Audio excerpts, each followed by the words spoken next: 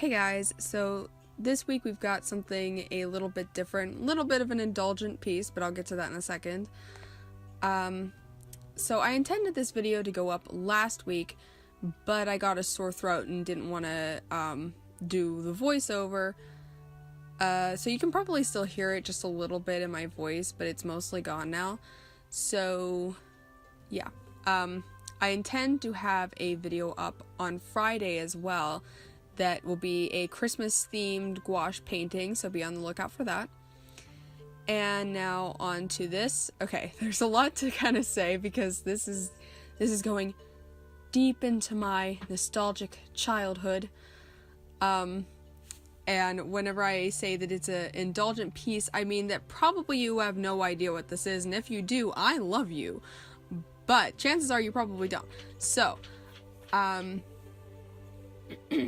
there was and you might have heard of it, there was a virtual pet site that came out in 1999 called Neopets, and it was popular. I'm going to say it's popular. It's still going on, but it was popular until about 2007. It kind of started really dropping off around that point. Like, I think I heard that they lost like 25% of their users in the year of 2007. So at like a point around like maybe 2003, 2004 was like their peak in popularity. And around like that time, 2003, 2004, I was really into their trading cards and their plushies. Mainly their trading cards though. Even to this day, I like still kind of prefer them over Pokemon cards. I always liked the art, and I liked the little like blurbs that were on the cards. Like, I liked to it kind of always got my imagination because it was like these little like almost prompts and to like stories, and I like to imagine what they meant, because I didn't really actually play the website, the virtual pet site. I just cared about like the cards and the I got a couple like little figurines and things like that, and so I was really into it, and I drew them all the time. I had magazines and stuff, and so during their little peak in popularity, they must have made enough money to finance a PlayStation 2 video game. And well, I guess I heard that they were going to do a PlayStation 1 video game, and then it was canceled and they just went on with the PlayStation 2. So it was called Neopets: The Darkest Faerie, and it came out in 2005, which I would have been 9 years old at that time. And I didn't have a PlayStation 2.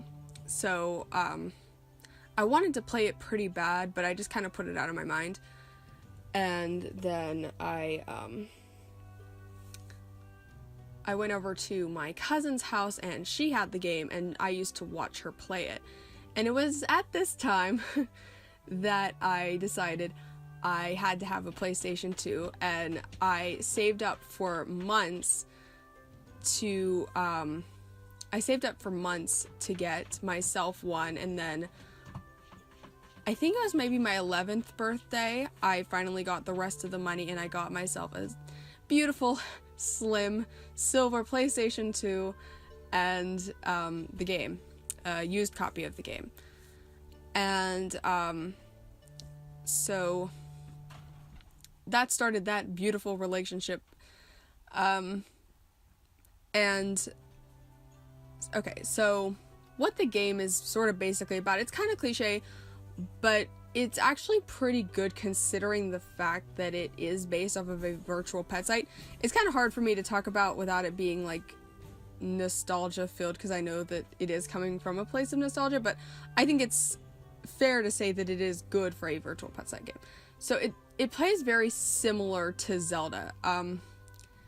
I played Zelda for the first time this past year, and I got Wind Waker for the Wii U, and I was like, wow, I didn't quite realize how much the Darkest Faerie took off of Zelda in terms of its mechanics, but it's quite similar.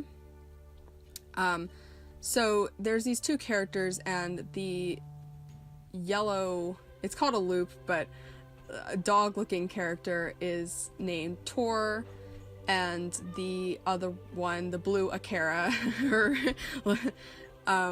is named Roberta, and he's this farm boy that wants to be a knight, and she's like the king's niece, and she wants to be a sorceress, and like there's this evil dark fairy that's taking over the world, and she takes them over with like these dark clouds, and it like makes the people under her control, although that doesn't really play too big of a part in the game. But so each of these areas in the game that she has taken over, there's like these dark clouds that swirl over there, and you kind of have to liberate a lot of these separate places, and you're trying to get Fiora's wand, which is what I have Roberta holding here, which is apparently the only thing that can defeat her.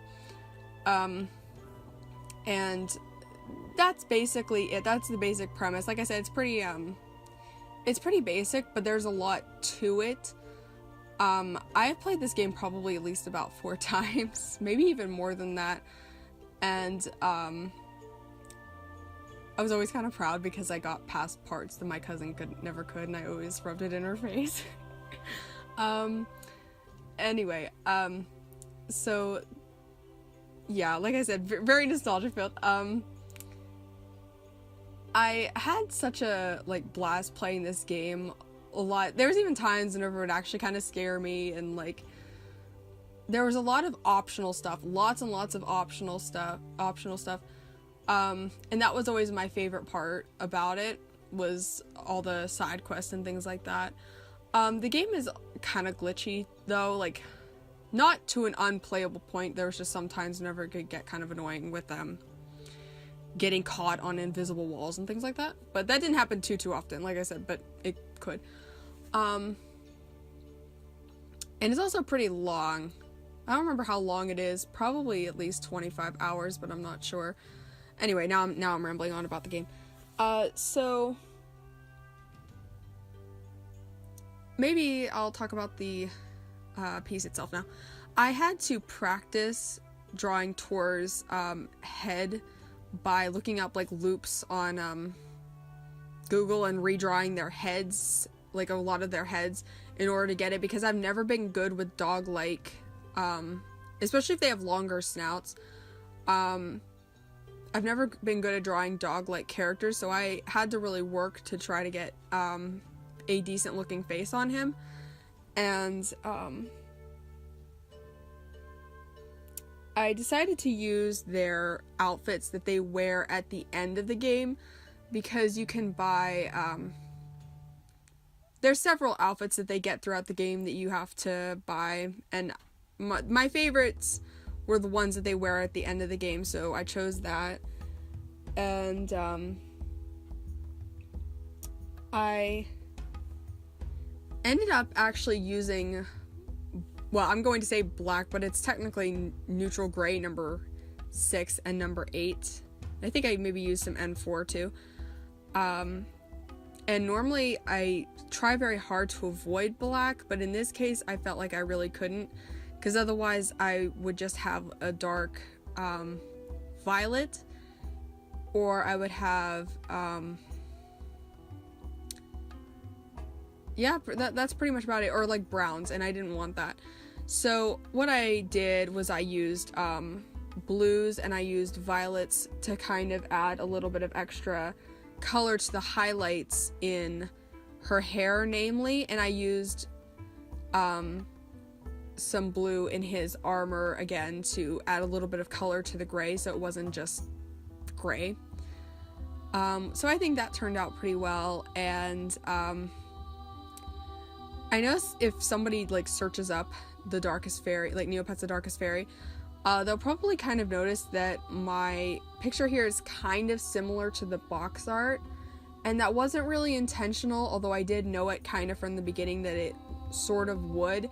It's just what was in my mind of having, you know, them in this kind of pose, and then having the Darkest Faerie stand on Meridell Castle. because that's the first place she takes over in the game, and a large chunk of the game is spent trying to get back into Meridel. And so yeah, although I wish I would have I kind of wish it had a more interesting background. I feel like it's a little bit boring, but oh well. One of the harder things about doing fan art, though, is all of the different colors. Not so much with this one. This went pretty okay, but a lot of other fan arts I do, they are normally very like colorful kind of games, and so balancing all the different colors and keeping the color harmony somewhat harmonious can sometimes be a little bit hard, because I'm like, oh no, like there's red here, what am I going to do to make this still blend in? But I think it went pretty okay here.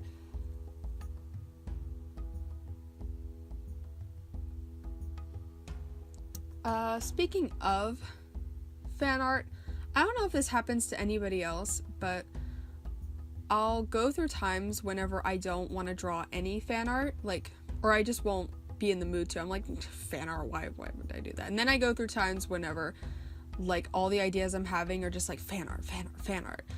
And so I had like some other ideas for other ones. I'll try to like spread it out, but I had like an idea for a Jack 3 piece, which I'm not promising, and then I had a couple of other different ideas, but yeah.